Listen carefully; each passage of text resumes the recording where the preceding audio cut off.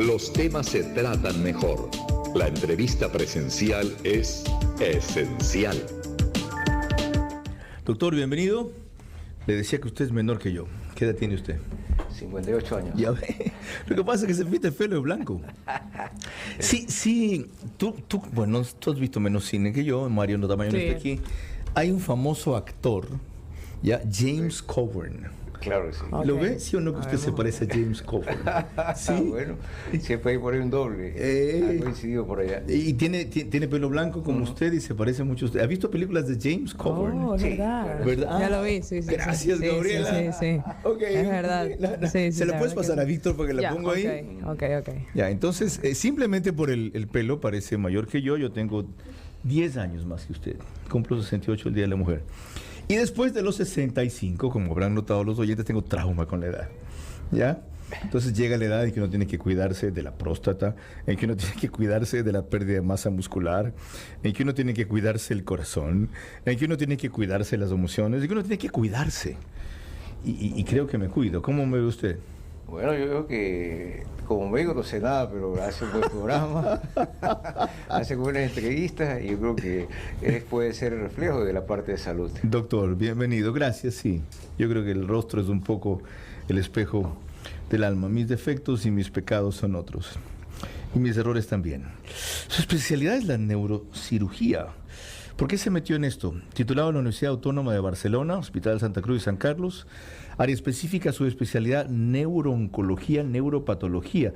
Es decir, usted se ocupa cuando aparece un tumor en el cerebro o cáncer en el cerebro. Sí, bueno, eso es lo que estamos dedicados ahora y creo que es una subespecialidad en la cual los pacientes podemos brindarle opciones, soluciones.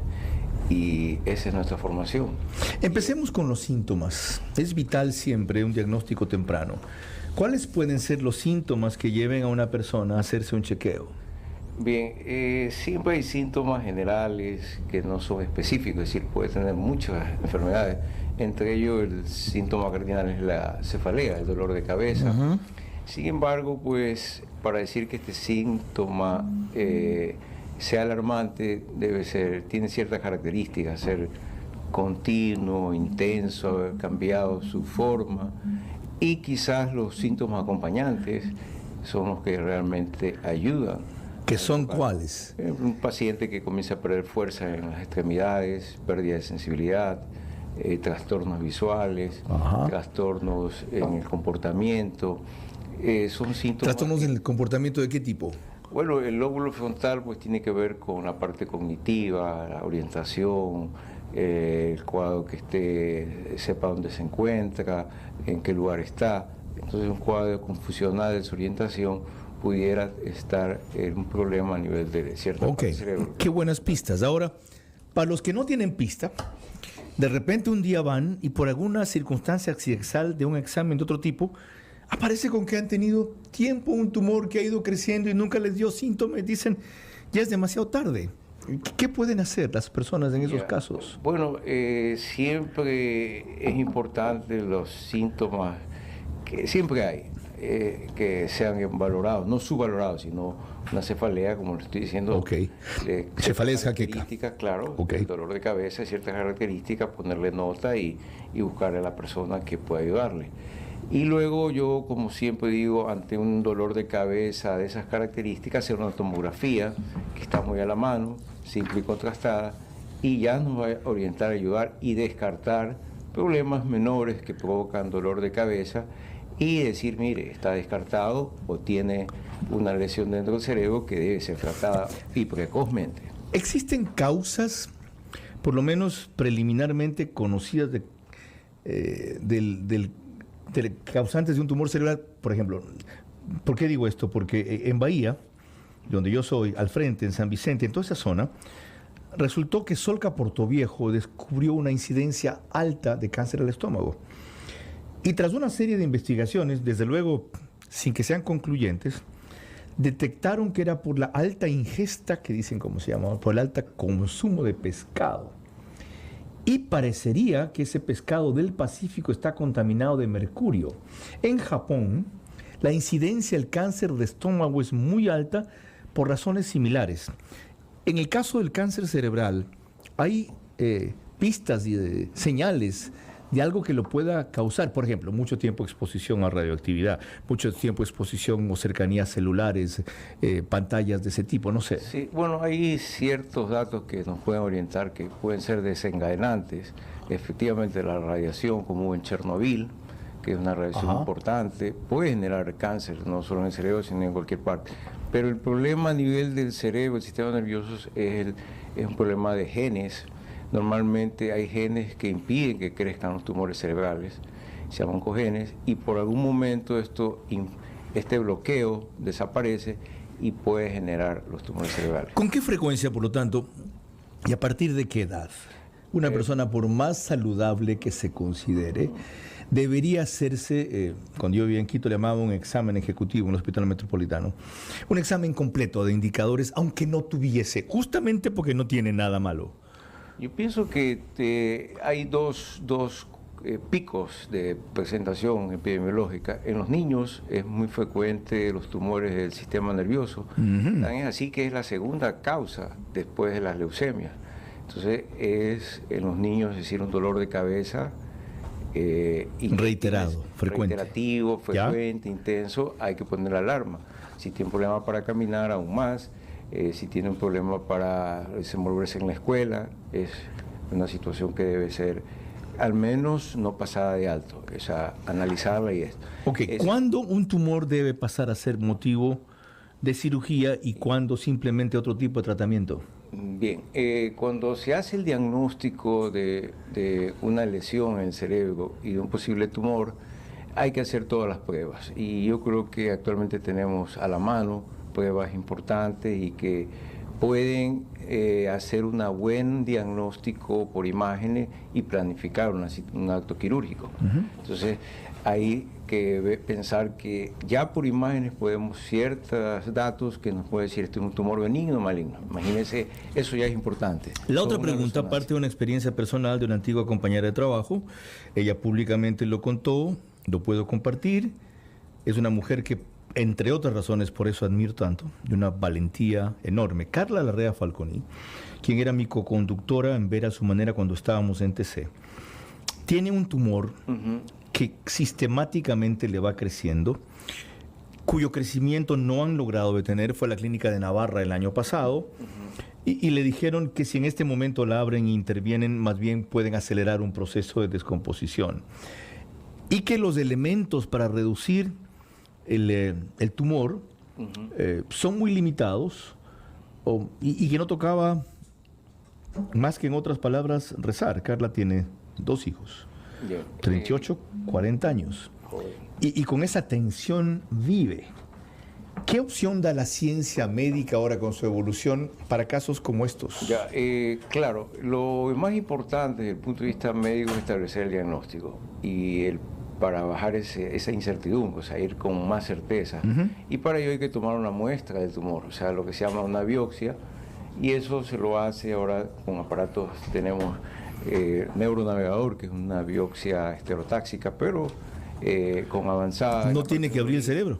Un agujero, Okay. Y de esa forma se obtiene la muestra. ¿En qué casos? Pues precisamente en tumores profundos, inaccesibles. ¿Y por qué se lo hace? Porque hay que hacer el diagnóstico, saber si es un tumor benigno, maligno, y hay la posibilidad de que los tumores, siendo malignos, sean radiosensibles. Que con la radioterapia puedan reducir su tamaño, realmente disminuir su volumen y en algún caso hacer una remisión, es decir, desaparecerlos. ¿Tiene Solca esta tecnología de neuronavegador? Sí, por supuesto, sí contamos con un neuronavegador. Es un equipo que facilita el trabajo del cirujano, no lo reemplaza, del neurocirujano, y permite pues establecer, planificar paso a paso una intervención quirúrgica. Es como un GPS.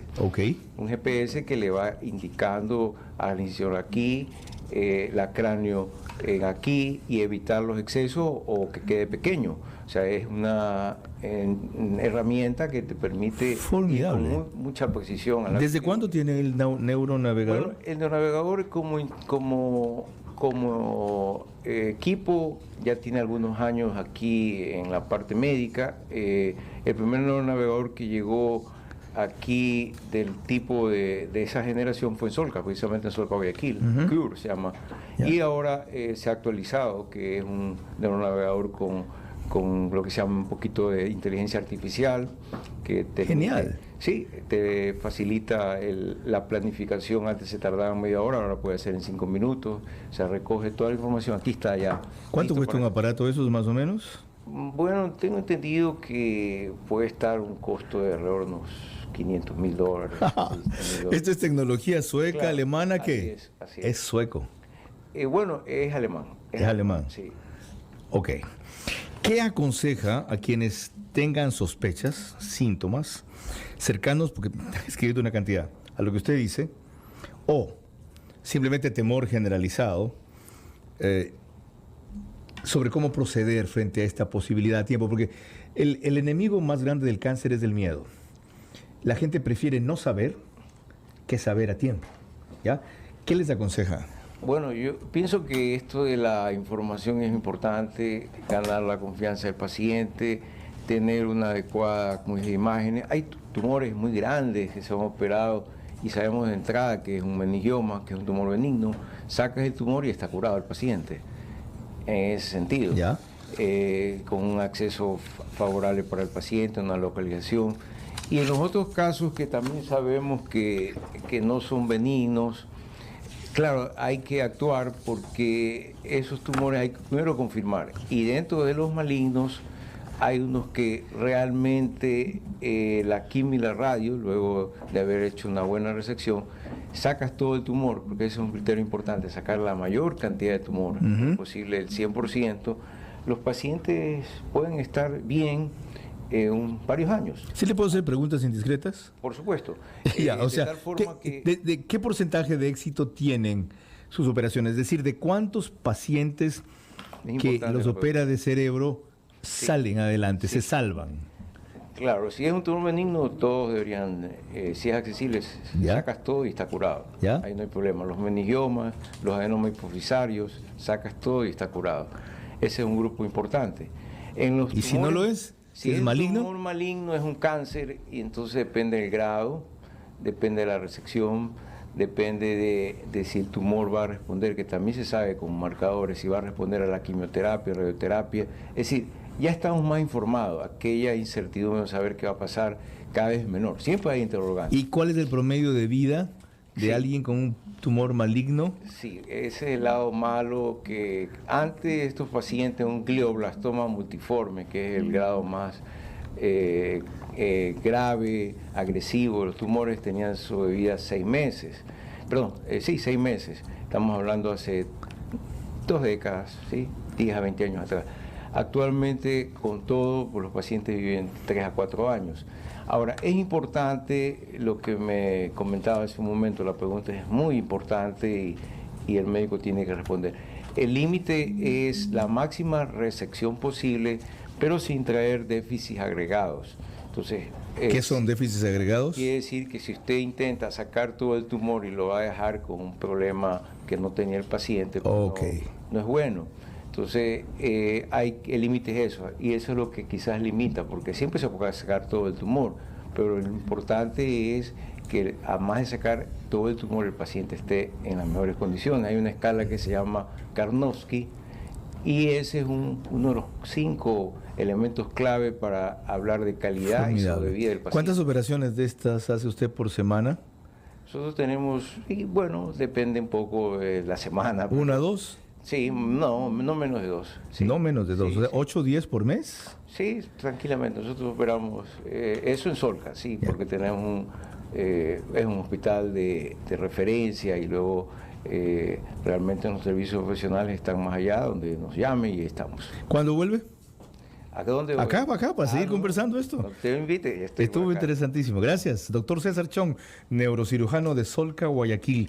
No se olviden, entre otras cosas, que tienen ese aparatejo llamado neuronavegador, que a quienes tienen un tumor en el cerebro les permite una exploración que no requiere abrirse primero para luego hacer una intervención con muchas más posibilidades de éxito. En 3 minutos serán las 6 de la tarde. Nuestro menú musical sigue... no me acuerdo qué pusieron aquí. Creo que es TQG de Karol G. Shakira, ¿qué significa TQG? ¿Te quiero? No, te quedó grande. Ajá, es la última canción de Shakira Piqué. Ahí sí te la sabes, ¿no? Te identificas, ¿verdad? Ok, vamos con eso.